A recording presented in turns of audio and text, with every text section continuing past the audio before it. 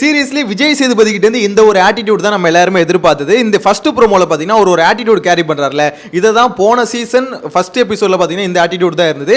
திருப்பி அதை அப்படியே கொண்டு வந்த மாதிரி இருக்கு. எனக்கு சீரியஸ்லி இந்த ஆட்டிடியூட் ரொம்ப பிடிச்சிருக்கு. உங்களோட ஒப்பீனியனை கமெண்ட்ல மென்ஷன் பண்ணுங்க. ஏன்னு பாத்தீங்கன்னா ஆதிரை வந்து எந்திரிச்சு வந்து ஓகேன்னு ஒரு பதில் சொன்னாங்க பாருங்க, அந்த இடத்துல மனுஷன் ஒரு ரியாக்ஷன் கொடுத்தாரு பாருங்க, உண்மையிலே அல்டிமேட்டா இருந்தது. ஏன்னு பாத்தீங்கன்னா நார்மலா வந்து சரி ஃபர்ஸ்ட் எபிசோடு கொஞ்சம் பொலைட்டா போயிடும் அப்படின்ற மாதிரி இல்லாம எடுத்தோன்னு ஒரு ஆக்ஷன் மோட்ல இறங்கின மாதிரி இந்த ஃபர்ஸ்ட் ப்ரோமோ பார்த்த மாதிரி எனக்கு என்னமோ தெரியுது. அதே மாதிரி அந்த ஆதிரை இருக்காங்களே, அவங்க பூர்ணிமா ஃப்ரெண்டு தான், அதுக்குன்னு அப்படியே பூர்ணிமா மாதிரியாவா பண்ணுவீங்க அப்படின்ற மாதிரி தான் இருக்கு. ஏன்னா யோசிச்சு பாருங்களேன், பூர்ணிமா இதே மாதிரி தான் பார்த்தீங்கன்னா ஓகே அப்படின்ற மாதிரிலாம் பேசுவாங்க. அதுக்குன்னு ஃப்ரெண்டுனா ரொம்ப க்ளோஸ் ஃப்ரெண்டு போல இருக்குது. அப்படியே அவங்க கிட்ட இருந்து பயங்கரமாக நிறைய விஷயம் இன்ஸ்பயர் ஆயிருக்காங்க போல இருக்கு. அதுவும் எல்லாரும் எந்திரிச்சு பதில் சொல்லிட்டு இருக்காங்க. அவங்க எந்திரிக்க முடியல, ஓகே அவர் இந்த மாதிரி கேட்டுட்டாரு அப்படின்னா சாரி சார் அப்படின்னு சொல்லிட்டு பேரை சொல்லியிருக்கலாம். இல்லை ஓகேன்ற மாதிரி சொன்னாங்க பாருங்க, உண்மையிலே யாராக இருந்தாலும் அங்கே செம காண்டாவும். விஜய் சேதுபதியும் உண்மையிலே செம காண்டாயிட்டாரு. அதே மாதிரி அவங்க சொன்ன பதில் பார்த்தீங்கன்னா, இல்லை சார் அவங்க எந்திரிக்கிறது எல்லாம் அவங்க விருப்பம், அவங்களுக்கு விருப்பம் இருக்கு எந்திரிக்கிறாங்க, எனக்கு விருப்பம் இல்லை அப்படின்ற மீனிங்கில் தான் அவங்க பேசுறாங்க.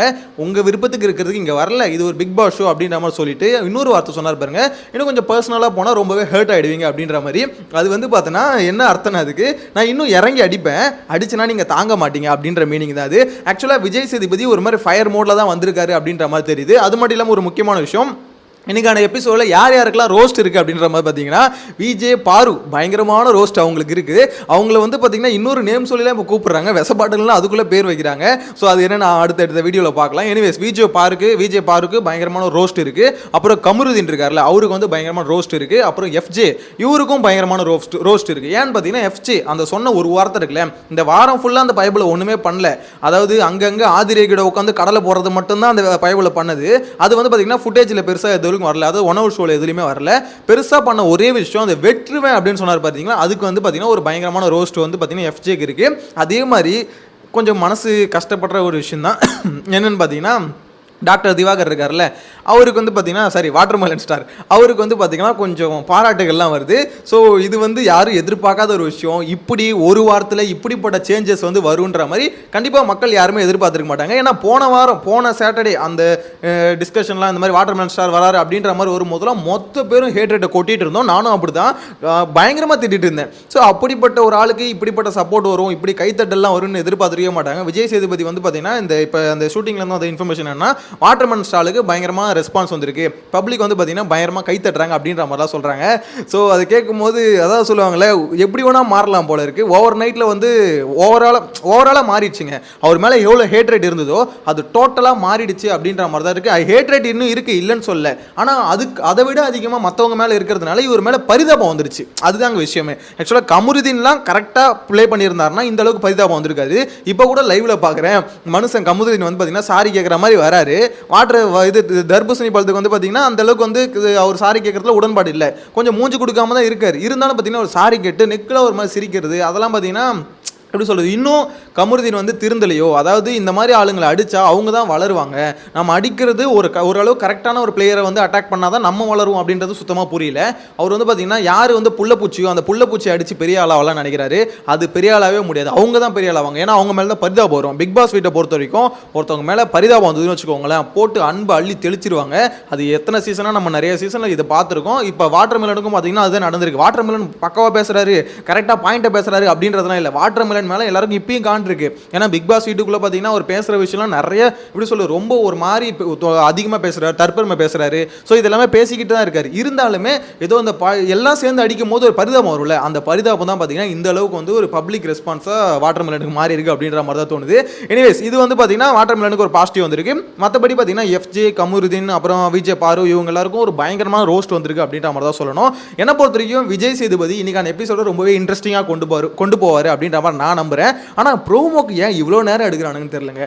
3 மணிக்கு ப்ரோமோ ரிலீஸ் பண்ணுவீங்க அப்படின்ற மாதிரி தான் இருக்குது. 1 மணிக்கு வரும்னு பார்த்தேன், சரி ஓகே 2 மணிக்கு வரும்னு நினச்சேன். ஆனால் 3 மணிக்கு தான் ப்ரோமோவே நீங்கள் ரிலீஸ் பண்ணுறீங்கன்னா அப்போ என்ன தான் நினச்சிக்கிட்டு இருக்கீங்க? ட்விட்டரில் பார்த்தீங்கன்னா அவ்வளோ பேர் அவ்வளோ ட்வீட் போடுறாங்க, இவனுக்கு விடுவானுங்களா மாட்டானுங்களா, சரி எப்படி தான் இருக்குன்னு பார்த்துட்டு போயிடலாம் அப்படின்ற மாதிரி எல்லாம் வெயிட் பண்ணிட்டு இருந்தா கடைசி வரைக்கும் ப்ரோமோ விடாமல் நிறைய பேர் வெறுப்பேற்றிட்டு இருக்கானுங்க அப்படின்ற மாதிரி தான் சொல்லணும். அடுத்த சாட்டர்டேவாவது இதை பண்ணாமல் இருங்க. எல்லாத்தையும் சாட்டர்டே எபிசோடு கொஞ்சம் லேட் ஆகும், இல்லைன்னு சொல்ல, அட்லீஸ்ட் ஒரு 1, 1:30 அந்த மாதிரி வரும் போன வருஷம் சொல்கிறேன். ஆனால் இப்போ வந்து அநியாயத்துக்கு 3 மணிக்கு தூக்கிட்டு போகிறதுலாம் ரொம்ப ரொம்ப காண்டாகிற ஒரு விஷயமா இருக்குது. நிறைய பேர் கடுப்பாயிருப்பீங்கன்னு நினைக்கிறேன். எனிவேஸ் அந்த எபிசோட இந்த ஃபர்ஸ்ட் ப்ரோமோவை பார்க்கும்போது என்ன பொறுத்த வரைக்கும் ரொம்பவே இன்ட்ரெஸ்டிங்காக இருக்குது. விஜய் சேதுபதி அவரோட எப்படி சொல்கிறது ஆட்டிடியூட கேரி பண்ணுற விதம் ரொம்பவே நல்லா இருக்குது. என்ன பொறுத்த வரைக்கும் இந்த இன்னைக்கான எபிசோட் ரொம்பவே ஃபயராக இருக்கும். ஏன்னா கண்டென்ட் இருக்குது. ஆக்சுவலாக கண்டென்ட் இல்லைன்னு வச்சுக்கோங்களேன், நம்மளே இந்த அளவுக்கு வந்து ஒரு ஹைப் கொடுக்க மாட்டோம்.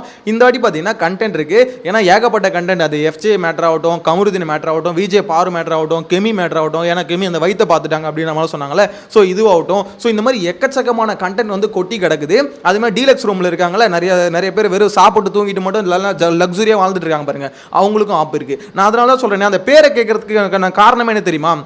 நிறைய பேர் தெரியாமல் இருந்தது. அதாவது கம்பல்சரி இதை சொல்லி முடிச்சதுக்கு சொல்லுவாருன்னு தான் நினைக்கிறேன். உங்ககிட்ட பேர் கேட்டதுக்கான ரீசனே நிறைய பேர் வெளியவே தெரியல அப்படின்ற மாதிரி சொல்லுவாருன்னு தான் நினைக்கிறேன். ஏன்னா அதுதான் உண்மை. ஏன்னா டீலக்ஸ் ரூமில் இருக்காங்களே அவங்க எல்லாருமே பார்த்தீங்கன்னா யார் இருக்கா என்ன பண்ணுறாங்க ஒரு கான்செப்டே ஒரு தெளிவு இல்லாமல் இருக்குது. எனக்கு தெரிஞ்சு விஜய் சேதுபதி பார்த்தீங்கன்னா இன்றைக்கி ஷோ ஹோஸ்ட் பண்ணுறது மட்டும் இல்லாமல் ஒரு கிளாரிட்டி வந்து பப்ளிக் கொடுக்கணும். ஏன்னா இன்றைக்கி நிறைய பேர் ஷோ பார்ப்பாங்க. அதாவது first weekend episode Vijay Sethupathi தான் கொஞ்சம் ஒரு கிளாரிட்டி கொடுத்தா தான் இதுக்கப்புறம் பார்க்காதவங்களும் ஷோ பார்க்கணும் அப்படின்ற மாதிரி ஒரு எண்ணம் வரும். அதே மாதிரி எவிக்ஷன் ப்ராசஸ் இருக்குல்ல, இப்போ வரைக்கும் வந்திருக்கு அப்டேட் பார்த்தீங்கன்னா பிரவீன் காந்தி இருக்கார்ல, அவர் வந்து எவிக்ட் ஆகிறதுக்கு அதிகபட்ச வாய்ப்பு இருக்குது அப்படின்ற மாதிரி தான் இருக்குது. அன்அஃபிஷியல் ஓட் போலிங்லாம் அவர் தான் கம்மியாக இருக்குது. ஆனால் என்ன பொறுத்த வரைக்கும் கொஞ்சம் ஒரு டவுட் இருக்குங்க. ஏன்னா பிரவீன் காந்தி எவிக்ட் ஆகலாம், அதே சமயத்தில் கலையரசன் இருக்கார்ல அவரும் கொஞ்சம் எவிக்ட் ஆகிறதுக்கு வாய்ப்பு இருக்கும் அப்படின்ற மாதிரி தோணுது. ஏன்னா ரெண்டு பேருக்கும் ஓட்டிங் வந்து பார்த்தீங்கன்னா ரெண்டு பேருமே லிஸ்ட்டில் தான் இருக்காங்க. ஏன் கலையரசன் எவிக்ட் ஆக வாய்ப்பு இருக்குது அப்படின்ற மாதிரி நான் கெஸ் பண்ணுறேன்னா, பிரவீன் காந்தி வந்து ஓரளவுக்காவது கண்டென்ட் கொடுக்குறாரு, ஆனால் கலையரசன் சுத்தமாக கண்டென்ட் கொடுக்க மாட்டாருங்க. அவர் பண்ணுற ஒரே வேலை என்ன தெரியுமா? விஜய் பார்வதி கூட உட்காந்து சொம்படிக்கிறது மட்டும்தான். இதை மட்டும்தான் தொடர்ந்து அவர் பண்ணுறதை தவிர வேற ஒன்றுமே இல்லை. அந்த பயபுல எங்கே இருக்குன்னே தெரியாது. விஜய் பார்வதி எங்கே இருக்காங்களோ பக்கத்துலேயே இருப்பார். அவங்க என்ன பேசுகிறாங்களோ ஆமாசாமின்னு சொல்லிட்டு இந்த ஆமாம் போடுறதுக்கு மட்டுமே ஒருத்தர் வந்து விஜய் பார்வதிக்கு சப்போர்ட்டாக உள்ள அமைச்சிருக்காங்க அப்படின்ற மாதிரி தோணுது. தர்பூசணி பழமும் அப்படி தான் வச்சுக்கோங்களேன். இருந்தாலும் என்னன்னா ஓகே, தர்பீஸ்க்காவது ஓரளவுக்கு வந்து மற்றவங்க கூட கொஞ்சம் பேசுகிற ஒரு வாய்ப்பு கிடைக்குது. அதாவது சபரி ஆகட்டும், அதுமாதிரி ஒரு சிலர் கூட சேர்ந்து கொஞ்சம் ஃபன்னாலாம் பேசுகிறாரு. எனக்கு உண்மையிலே அந்த எலமெண்ட்லாம் பார்க்கும்போது நம்ம வாட்டர் மெலனை வந்து அந்த மாதிரி பார்க்கும்போது கொஞ்சம் நல்லா இருக்குது, ஃபன்னாக இருக்குது. அதாவது கேஷுவலாக பேசுவாங்கல்ல, இந்த மாதிரி பிக் பாஸ் வீடியோக்குள்ள வரும்போது ஜூஸ் கொடுப்பாங்கன்னு நினச்சேன். அந்த கிளிப்ஸ்லாம் நீங்கள் வந்து 1 hour ஷோவில் பார்த்துருக்க வாய்ப்பு இல்லை. பட் ஆனால் லைவில் வந்து பார்த்தீங்கன்னா அந்த கிளிப்ஸ்லாம் பயங்கர ட்ரெண்டிங், சோஷியல் மீடியாவில் பயங்கரமாக ட்ரெண்டிங் அதெல்லாம். ஏன்னா அந்தளவுக்கு பார்த்தீங்கன்னா ஃபன்னாக இருக்கும். சபரி, விக்கல்ஸ் விக்ரம், அப்புறம் வாட்டர் மெலன் இவங்களாம் உட்காந்து பேச அந்த கான்வர்சேஷன் வந்து உண்மையிலே ட்ரெண்ட் ஆச்சுன்னு வச்சுக்கோங்களேன். ஸோ அந்த மாதிரி பேசும்போதே நல்லா இருக்குது. அதை விட்டுட்டு இந்த பார்வதி கூட சேர்ந்துக்கிட்டு ஒரு மாதிரி அவங்களுக்கு வந்து சொம்படிச்சுக்கிட்டு அந்த கலை வந்து அதே தான் பண்ணிட்டு இருக்காப்புல. கலை வந்து ஃபுல் அண்ட் ஃபுல் பார்வதிக்காகவே வீட்டுக்குள்ள போன மாதிரி பண்ணிட்டு இருக்காரு. எனக்கு தெரிஞ்சு இது எவ்வளவு நாள் தாங்கும் அப்படின்ற மாதிரி தெரியல. ஆனால் ஒரு விஷயம் இருக்குது, இப்போ ஒரு சண்டை ஒன்று ஆயிருக்கு, அது என்னன்னு சொல்லிட்டு அடுத்தடுத்த வீடியோவில் சொல்கிறேன். ஆனால் என்ன பொறுத்த வரைக்கும் ஒரு விஷயம் மட்டும் கிளியராக தெரியுது, இன்றைக்கான எபிசோட் ரொம்பவே ஃபயராக இருக்க போகுது அப்படின்றது கிளியராக தெரியுது. இன்றைக்கி வந்து மேக்ஸிமம் லைவ் வரதுக்கு ட்ரை பண்ணுறேன். லைவில் நம்ம நிறைய டிஸ்கஸ் பண்ணலாம். ஏன்னா இது வரைக்கும் இந்த சீசன் ஆரம்பிச்சு இந்த ஒரு 4 நாள் 5 நாளில் பார்த்தீங்கன்னா லைவே வரல. ஏன்னா வீக்கெண்ட் எபிசோட் அப்போ லைவ் வரலாம் அப்படின்ற மாதிரி யோசிச்சுட்டு இருந்தேன். ஸோ நீங்கள் லைவில் வரேன், லைவில் வந்து நிறைய டிஸ்கஸ் பண்ணுவோம். நிறைய பேர் இன்ஸ்டாகிராமில் வந்து டெக்ஸ்ட் பண்ணுறீங்க, ப்ரோ இந்த விஷயத்தை பற்றி பேசுங்க அப்படின்ற மாதிரி. இப்போ ஒரு இது ஆரம்பிக்கிறதுக்கு இந்த வீடியோ ஷூட் பண்ணுறதுக்கு முன்னாடி கூட ஒருத்தர் அமைச்சிருந்தாரு. இந்த மாதிரி தெலுங்கு பிக் பாஸ் இருக்குல்ல, அதில் வர டாஸ்க் ஒன்று அமிச்சு ப்ரோ இங்கே பாருங்கள் எப்படி இருக்குது இந்த டாஸ்க்கு, என்ன இது அப்படின்ற மாதிரிலாம் பார்த்துருந்தேன். ஸோ அந்த மாதிரி டாஸ்க் வந்து தமிழில் வருமா அப்படின்ற மாதிரிலாம் கேட்டிருக்காங்க. அதெல்லாம் வரதுக்கு வாய்ப்பு இல்லைங்க. ஏன்னா அவ்வளோ டஃப்பான டாஸ்க்லாம் கொடுத்தா இந்த சீசன் கண்டஸ்டன்ட் தாங்குவாங்களா என்னன்னு தெரியல. ஏன்னா இவங்களுக்கு வந்து ரூல்ஸை புரியுது ரொம்ப கஷ்டமாக இருக்குது. அதுக்கே பிக் பாஸ் டீம் வந்து ரொம்பவே கஷ்டப்படுறாங்க. அப்படின்னும் போது கொஞ்சம் டஃப்பான டாஸ்க்லாம் இவ்வளோ சீக்கிரம் கொடுக்க மாட்டாங்க அப்படின்ற மாதிரி தோணுது. போக கொடுப்பாங்க. அதாவது ஒரு எப்படி சொல்கிறது, ஒரு 30 நாள் கழிச்சு மேபி அந்த மாதிரி டாஸ்க்கு டஃப்பான டாஸ்க்லாம் வரதுக்கு வாய்ப்பு இருக்குது. ஆனால் தெலுங்கில் வந்து பார்த்தீங்கன்னா உண்மையிலே வெறித்தனமாக போயிருக்குங்க. கண்டஸ்டன்ட் செலக்ஷன்லேருந்து எல்லாத்துலேயுமே ரொம்ப டஃப்பாக கொண்டு போயிட்டு இருக்காங்க இந்த சீசன் அப்படின்ற மாதிரி தான் எனக்கு நம்ம தோணுது. எனிவேஸ் இன்னைக்கு லைவ்ல வந்து நிறைய டிஸ்கஸ் பண்ணலாம். நெக்ஸ்ட் வீடியோவில் மீட் பண்ணலாம். நெக்ஸ்ட் ப்ரோமோ வந்து அதுக்கான அப்டேட் கொடுக்குறேன். Bye by.